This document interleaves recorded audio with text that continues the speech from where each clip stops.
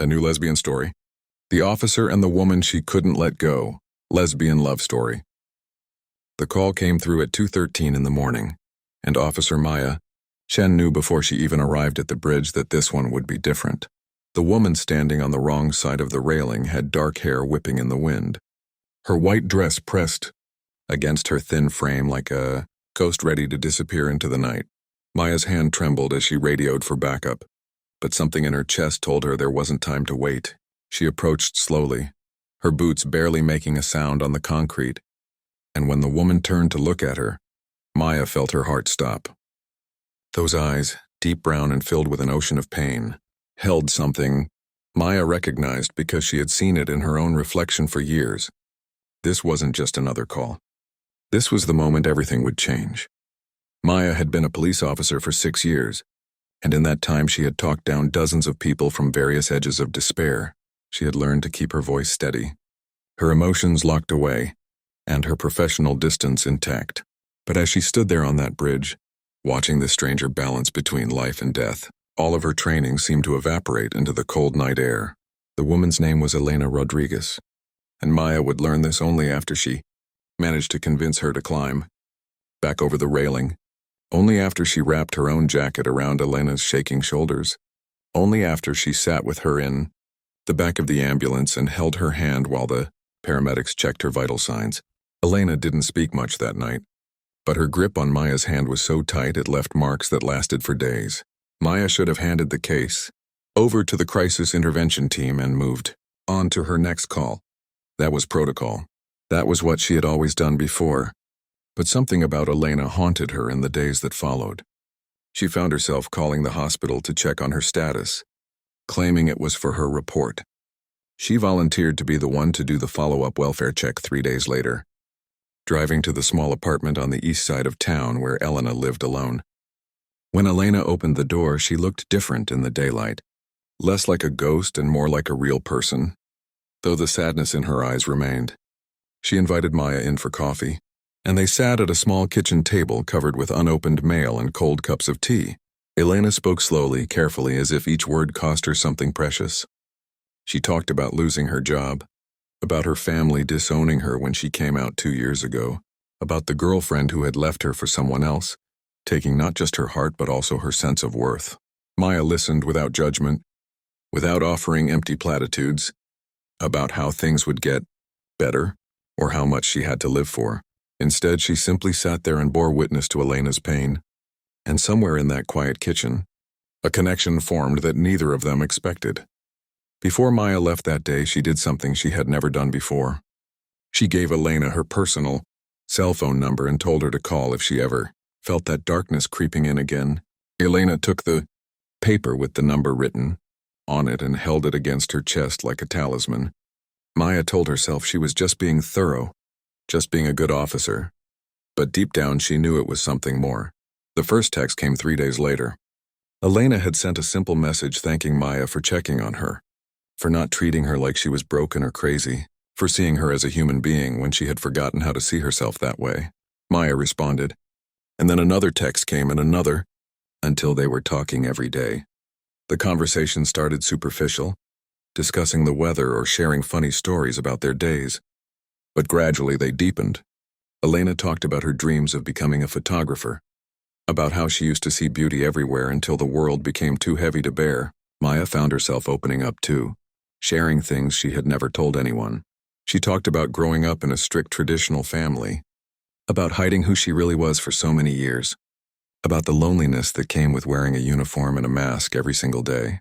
She told Elena about the woman she had loved in college, the one she had let slip away because she was too afraid to fight for what she wanted. Their first actual meeting, outside of official circumstances, happened 3 weeks after the bridge. Elena texted Maya asking if she wanted to meet at a coffee shop downtown, and Maya said yes before she could talk herself out of it. She showed up in civilian clothes, her long black hair down instead of pulled back in the tight bun she wore for work, and Elena smiled when she saw her. They talked for 4 hours straight, losing track of time as the coffee shop filled and emptied around them. Maya learned that Elena loved old movies and rainy days, that she volunteered at an animal shelter on weekends, that she had a tattoo of a phoenix on her shoulder blade that she got right after coming out to her parents. Elena learned that Maya played guitar, that she wrote poetry she never showed anyone, that she had a younger sister who was the only family member who still spoke to her after she came out. When they finally left the coffee shop, Maya walked Elena to her car, and there was a moment where they both hesitated, where the air between them felt charged with possibility. Elena squeezed Maya's hand and said thank you again, and Maya knew she was falling. The department had strict rules about personal relationships with people officers encountered in the line of duty. Maya knew she should stop, should create distance, should refer Elena to professional counseling resources and step away. But every time she tried to convince herself to do the right thing, she would get a text from Elena, or she would remember the way Elena laughed when something genuinely amused her, or she would think about how empty her life had felt before that night on the bridge. So instead of pulling away, she leaned in. They started meeting regularly, going to museums and parks, taking long drives to nowhere in particular. Maya introduced Elena to her sister, and Elena cried because it had been so long since anyone's family had welcomed her. They held hands in public for the first time at a small pride event in June, and Maya felt simultaneously terrified and free. But loving Elena wasn't just about the beautiful moments. It was also about the hard ones. The nights when Elena would text Maya at 3 a.m, because the darkness had returned and she was scared of what she might do. Maya would drive across town still in her pajamas, letting herself into Elena's apartment with the spare key Elena had given her, and she would hold Elena while she cried, reminding her of all the reasons to stay, counting breaths with her until the storm passed. It was about the therapy appointments Maya encouraged Elena to make and sometimes drove her to when anxiety made it hard for Elena to get behind the wheel. It was about Maya learning to be patient with someone who was healing from wounds that ran deeper than she could fully understand, and about Elena learning to trust again after being abandoned by everyone she had ever loved. Maya's captain found out about their relationship 6 months in.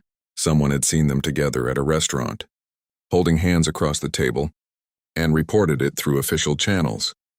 Maya was called into an office and given a stern talking to about professional boundaries and department policy.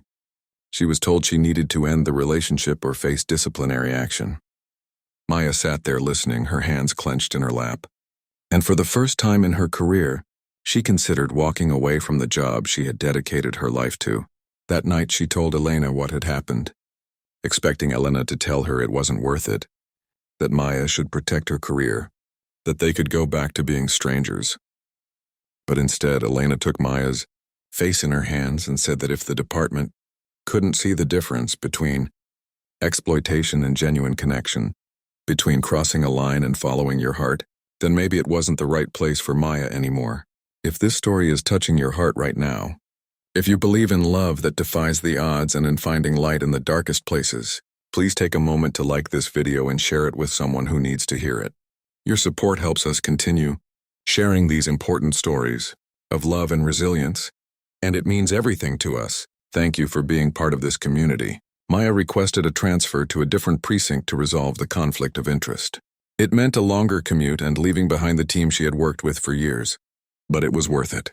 The new precinct was smaller, more progressive, and no one questioned her when she put a photo of Elena on her desk. A year after the night on the bridge, Maya took Elena back to that same spot, but this time they stood safely on the right side of the railing, wrapped in each other's arms as the sun set over the water. Maya pulled out a small velvet box and got down on one knee, and Elena said yes before Maya could even finish asking the question. They both cried, holding each other and laughing and crying some more, because they understood better than most people what a miracle it was that they were standing there together. The wedding was small and intimate, just Elena's therapist who had become a friend, Maya's sister and her kids, and a handful of chosen family they had built together. Elena wore a dress the color of sunrise, and Maya wore a tailored suit that made her feel strong and beautiful. They wrote their own vows, and Elena promised to keep fighting, to keep choosing life, to keep believing in tomorrow. Maya promised to stand beside Elena through every storm, to never let go, to love her with a fierceness that matched her courage. When they kissed, sealing promises that felt sacred, There wasn't a dry eye in the room. Their life together wasn't perfect or easy. Elena still had hard days, days when depression wrapped around her like a heavy blanket and made it difficult to get out of bed. But now she had Maya, and Maya had learned how to love someone through their darkness without losing herself in it. Maya continued working as a police officer, but she brought a new depth of compassion to her job, understanding in a profound way what it meant when someone was struggling. She started volunteering with the crisis intervention team in her precinct, helping train other officers on mental health calls, sharing what she had learned about really seeing people, about treating every call as if it mattered because it did. Elena slowly rebuilt her life, returning to photography, and eventually opening a small studio that specialized in LGBTQ+ weddings and family portraits. She wanted to capture joy for people in her community, to document love in all its beautiful forms, to create images that said you deserve to be seen, you deserve to be celebrated, you deserve to exist exactly as you are. Her work became locally renowned, and the studio walls filled with photos of couples holding hands, families laughing together, individuals standing proud in their truth. On hard days, Elena would look at those walls and remember why she stayed, why she climbed back over that railing, why she answered Maya's texts instead of disappearing into silence. 3 years after the bridge, Elena had a gallery showing of her work titled After the Edge. The collection featured photographs of survivors, people who had stood where she once stood and chosen to step back, chosen to try again, chosen life even when it hurt. Maya stood beside Elena at the opening, her arm around her wife's waist, and watched strangers moved to tears by Elena's art. One young woman approached Elena and thanked her through sobs, saying the photos made her feel less alone, made her believe she could survive what she was going through. Elena hugged her and exchanged numbers with her, promising to be there if she ever needed to talk, paying forward the lifeline Maya had thrown her on that dark night. Before we reach the end of this beautiful journey together, I want to ask something special of you. If this story reminded you that love can heal, that second chances exist, that sometimes the people who save us are the ones we end up building a life with, please take a moment to leave a comment below. Share a heart emoji if you believe in the power of compassion and connection. Let us know this story moved you, because your words and engagement truly matter to our community. Maya and Elena built a life that looked ordinary from the outside but felt extraordinary to them. They adopted 2 dogs from the shelter where Elena volunteered, planted a garden in their backyard where they grew tomatoes and herbs, hosted dinner parties for their chosen family, and spent Sunday mornings in bed drinking coffee and reading the newspaper. But what made their life truly remarkable wasn't any single grand gesture or dramatic moment. It was the accumulation of small acts of love, the daily choice to show up for each other, the commitment to building something beautiful from the ashes of what had almost been lost. On their 5th anniversary, they went back to the bridge one more time. They stood together looking out at the water, and Elena turned to Maya and said, "Thank you for not letting go. Thank you for seeing me when I couldn't see myself. Thank you for loving me back to life." Maya pulled her close and whispered that Elena had saved her too, that loving Elena had taught her what courage really meant, that their love had shown her it was possible to be fully herself and fully happy at the same time. They stayed there as the stars came out, 2 women who had found each other in the darkest moment and chosen to build something bright together. Proof that sometimes the calls that change us the most are the ones where we stop being officers or strangers, or anything else, and simply become human beings reaching for each other across the divide.